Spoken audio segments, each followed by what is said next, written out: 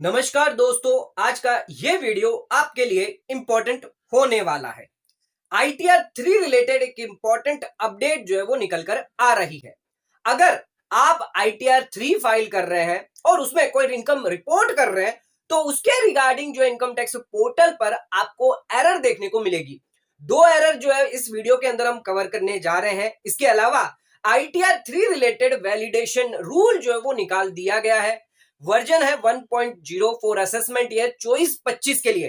इस ITR validation rule से अगर आईटीआर 3 के अंदर कोई भी आपको दिक्कतें आ रही है तो उसका सॉल्यूशन इस पीडीएफ के अंदर दिया गया है, यानी इस वैलिडेशन रूल के अंदर दिया गया है। हालांकि ये वैलिडेशन रूल जो है वो बहुत ही लेंदी है। इस वीडियो के अंदर हम सिर्फ दो ही पॉइंट जो है कवर करने वाले हैं जो ज्यादातर इशू आ रहे हैं। इसके अलावा जो भी अगर आपको एरर आ रही है उसके रिगार्डिंग इस वैलिडेशन रूल का जो पीडीएफ है उसमें सर्च करके आप चेक कर सकते हैं।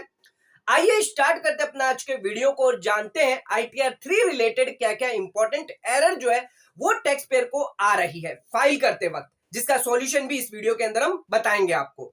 वीडियो को स्टार्ट करते हैं। चैनल पे नए तो सब्सक्राइब कर लीजिए और बेल आइकन पर नोटिफिकेशन पे क्लिक कर लीजिए ताकि आपको आने वाले सभी नोटिफिकेशन रिगार्डिंग हमारे वीडियो से रेगुलरली मिलते रहे। आइए स्टार्ट करते हैं अपना आज के वीडियो को बिना किसी देरी के।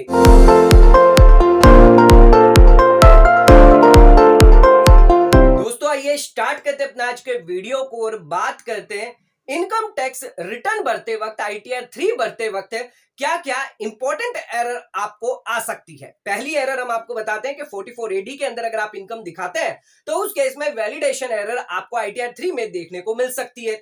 इसके अलावा अगर आप dividend income from other sources में दिखा रहे हैं तो उस केस में भी आपको वैलिडेशन एरर जो है आईटीआर 3 के अंदर आ सकती है। आइए इन दोनों का ही सॉल्यूशन मैं आपको बताता हूं क्या होगा। सबसे पहले बात करते हैं, अगर आप आईटीआर 3 भर रहे हैं और अगर आप प्रिजम्पटिव बेसिस पर इनकम दिखा रहे हैं, यानी सेक्शन 44AD के अंदर अगर आप बिजनेस के अंदर है और प्रिजम्पटिव बेसिस पर इनकम दिखा रहे हैं तो 44AD के अंदर आपको इनकम दिखानी है। अगर आप प्रोफेशन में है तो उस केस में 44ADA के अंदर आप इनकम दिखाएंगे। और अगर आपका गुड्स कैरेज का बिजनेस है, ट्रांसपोर्ट का बिजनेस है, तो उस केस में 44AE के अंदर आप प्रिजम्पटिव बेसिस पर इनकम दिखाते हैं। दोस्तों इन तीनों ही सेक्शन के अंदर अगर आप इनकम दिखा रहे हैं और आईटीआर 3 फाइल कर रहे हैं तो उस केस में आपको एक इंपॉर्टेंट एरर आ रही होगी। आपको यह एरर आ रही होगी कि क्योंकि आपने ये इनकम रिफ्लेक्ट करी है प्रिजम्पटिव बेसिस के अंदर 44AD, 44ADA और 44AE के अंदर, तो आपको मैंडेटरी पर्टिकुलर्स देना जरूरी है। यानी part a balance sheet of serial number 6 के अंदर रेगुलर बुक्स ऑफ अकाउंट या तो आपने मेंटेन किया है उसकी डिटेल दे दीजिए। अगर आप मेंटेन नहीं करते रेगुलर बुक्स ऑफ अकाउंट तो उस केस में नो अकाउंट केस यानी non maintenance of regular books of account है तो उस केस में 4 इंपॉर्टेंट डिटेल आपको देनी है। यानी अगर आप बुक्स ऑफ अकाउंट मेंटेन नहीं करते तो उस केस में 4 ही डिटेल आपको देनी है। अगर आप बुक्स ऑफ अकाउंट मेंटेन करते हैं तो पूरी की पूरी जो बैलेंस शीट की डिटेल है वो आपको देनी है एज ऑन 31 मार्च 2024 आपका जो बैलेंस रहेगा। सबसे पहले बात करते हैं, अगर आपकी कोई भी बुक्स ऑफ अकाउंट मेंटेन नहीं है तो कौन सी 4 इंपॉर्टेंट डिटेल आपको देनी होगी मैंडेटरली अगर आप 44AD, 44ADA, 44AE के अंदर इनकम दिखाते हैं। तो दोस्तों आपको पहली डिटेल दिखानी है जितने भी आपके डेटर है पूरे साल के अंदर जो बैलेंस रह गए 31 मार्च के अंदर, यानी जो भी डेटर आपके खड़े हुए 31 मार्च के अंदर वो डिटेल आपको देनी होगी। अगर आपके कोई क्रेडिटर है वो भी डिटेल आपको देनी है। स्टॉक अगर आपका पड़ा हुआ है तो स्टॉक इन ट्रेड की डिटेल आपको देनी होगी। और इसके अलावा आपके पास कैश अगर पड़ा है 31 मार्च को तो इस कैश इन हैंड यानी कैश बैलेंस भी आपको इसमें देना होगा। ये 4 इंपॉर्टेंट डिटेल आपको देनी होगी, तभी आपकी जो एरर है वो क्लियर होगी। अगर ये 4 डिटेल दिए बिना आप अपनी इनकम टैक्स रिटर्न फाइल कर देंगे तो उस केस में आपकी इनकम टैक्स रिटर्न जो है वो डिफेक्टिव हो सकती है, इनवैलिड भी हो सकती है। तो ध्यान रखिएगा, जो लोग अपनी इनकम आईटीआर 3 के अंदर 44AD के अंदर यानी प्रिजम्पटिव बेसिस पर दिखा रहे हैं, बिजनेस वाले, प्रोफेशन वाले, गुड्स कैरेज वाले, उन लोगों के लिए मैंडेटरी पर्टिकुलर्स यानी debtor, creditor, stock in trade, cash balance की जो डिटेल है वो भी दिखाना इंपॉर्टेंट है। अगर आप regular books of account maintain कर रहे हैं तो उसके रिलेटेड भी आपको पूरी की पूरी बैलेंस शीट जो है उसकी डिटेल आपको देनी होगी। तो ये एरर जो है वो आप आसानी से सॉल्व कर सकते हैं। 4 कॉलम के अंदर आप डिटेल भर दीजिए, तब आपकी कोई भी वैलिडेशन एरर नहीं आएगी। आप चाहें तो वैलिडेशन रूल में भी जाकर चेक कर सकते हैं, वहां पर भी इसके बारे में कहा गया है। आ जाते हैं अब अपनी सेकंड एरर पर। तो डिविडेंड इनकम रिलेटेड जो है वो एरर आपको आईटीआर 3 में देखने को मिल रही होगी। अगर आप डिविडेंड इनकम जो है वो बिजनेस प्रोफेशन में दिखाते हैं और इसके साथ साथ आप शेड्यूल अदर सोर्सेस में या एग्जेम्प्ट इनकम में भी दिखाते हैं, तो ध्यान रखिएगा प्रॉफिट एंड लॉस के अंदर जो भी आपने डिविडेंड इनकम दिखाई है उससे ज्यादा आप अदर सोर्स के अंदर या फिर एग्जेम्प्ट इनकम के अंदर नहीं दिखा सकते। अगर ऐसा आप करेंगे तो उस केस में आपको इनकम टैक्स पोर्टल पर एरर देखने को मिल जाएगी अगर आप ITR 3 भरते हैं।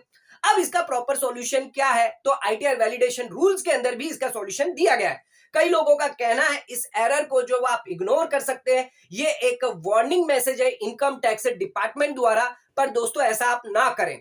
अगर कोई एरर आ रही है तो उसका अगर सॉल्यूशन है तो उसका सॉल्यूशन प्रॉपर जरूर करें। बिना सॉल्यूशन करे अगर आप अपनी ITR फाइल करेंगे तो हो सकता है आपकी ITR जो वो डिफेक्ट में आ जाए और आपकी ITR इनवैलिड हो जाए, तो ऐसी गलती ना करें। आइए जानते हैं इसका क्या सॉल्यूशन। अगर डिविडेंड इनकम अगर आप दिखाते हैं अदर सोर्सेस में या एग्जेम्प्ट इनकम में, तो उस केस में जो एरर आ रही है उसको कैसे आपको क्लियर करना है। समझ लीजिए आपने प्रॉफिट एंड लॉस के अंदर यानी क्रेडिट साइड डिविडेंड इनकम जो है वो दिखाई है। अब ये आपने इनकम टैक्स रिटर्न में भी इसको मेंशन किया है, पार्ट ए के अंदर पॉइंट नंबर 14 है जिसके अंदर अदर इनकम आती है, यानी प्रॉफिट एंड लॉस में अगर आपकी बिजनेस प्रोफेशन इनकम है तो उसके अंदर पार्ट ए के अंदर 14 नंबर के पॉइंट के अंदर अदर इनकम आती है, रेंट इनकम, कमीशन इनकम और डिविडेंड इनकम। तो ये डिविडेंड इनकम के अंदर आपने इनकम दिखा दी क्योंकि आपके प्रॉफिट एंड लॉस के अकाउंट के अंदर आपने जो डिविडेंड इनकम कमाई थी वो आपने क्रेडिट साइड दिखाई हुई है।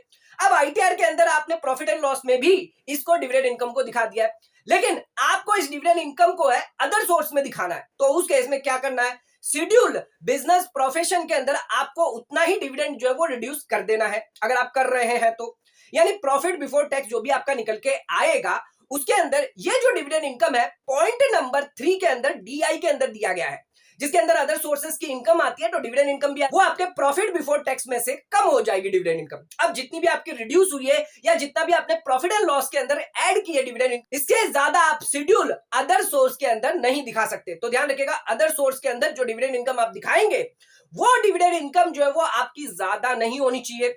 जो भी डिविडेंड इनकम आपने डिक्लेयर करी है प्रॉफिट एंड लॉस अकाउंट के अंदर कॉलम नंबर पार्ट ए के अंदर कॉलम नंबर 14 के अंदर, और जितना भी आपने रिड्यूस किया है बिजनेस प्रोफेशन के शेड्यूल के अंदर, जितना भी आपने रिड्यूस किया है प्रॉफिट बिफोर टैक्स के अंदर से, वो डिविडेंड इनकम से ज्यादा डिविडेंड इनकम आपको नहीं दिखानी है। तो ये एक प्रॉपर सॉल्यूशन है जो ITR वैलिडेशन रूल के अंदर भी दिया गया है, उसको भी जाकर आप चेक कर सकते हैं। तो दोस्तों डिविडेंड रिलेटेड जो एरर है वो भी आप आसानी से क्लियर कर सकते हैं। इसके अलावा अगर आपकी कोई और एरर है तो इस ITR वैलिडेशन रूल के तहत आप अपनी एरर को जो है वो सॉल्व कर सकते हैं। इनकम टैक्स डिपार्टमेंट द्वारा ये लेटेस्ट एरर वैलिडेशन रूल जो है वो जारी कर दिया गया है। 10 जून को ये जो है अपडेट कर दी गई है आप सभी के लिए। अगर ITR 3 रिलेटेड अगर आपको कोई दिक्कत आ रही है, परेशानी आ रही है, तो इस वैलिडेशन रूल से आप आसानी से अपनी ITR को जो वो प्रोसेस कर सकते हैं। आज का ये वीडियो अगर आपको पसंद आया है तो इस वीडियो को लाइक, शेयर, सब्सक्राइब करना ना भूले, ज्यादा ज्यादा शेयर करें ताकि और लोगों तक इसकी नॉलेज पहुंच सके। आज का वीडियो यहीं खत्म करते हैं, धन्यवाद।